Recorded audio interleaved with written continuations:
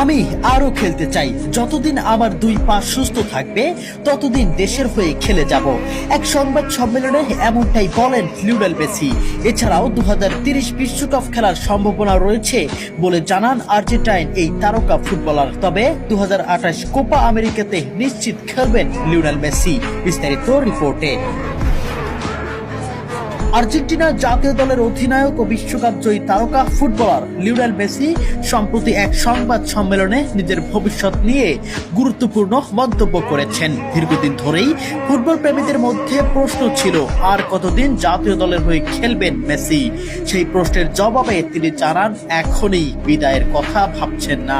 Lionel Messi বলেন, হ্যাঁ, আমি আরো কিছুদিন খেলতে চাই। যতদিন আমি দলের জন্য অবদান রাখতে পারি, শারীরিকভাবে ভালো অনুভব করি এবং সতীর্থদের সাহায্য করতে পারি, ততদিন আমি খেলতে থাকবই। 2028 বিশ্বকাপ আমার পরিকল্পনায় রয়েছে, তবে 2030 বিশ্বকাপের জন্যও নিজেকে তৈরি করতে পারি। ফিটনেস ঠিক থাকলে খেলতেও পারি যদি দল আমাকে প্রয়োজন মনে করে। আর্জেন্টিনার প্রথম দুই ম্যাচে দলের সবগুলো গোলই এসেছে মেসির পা থেকে। তাহলে কেন অবসর নেবেন লিওনেল মেসি?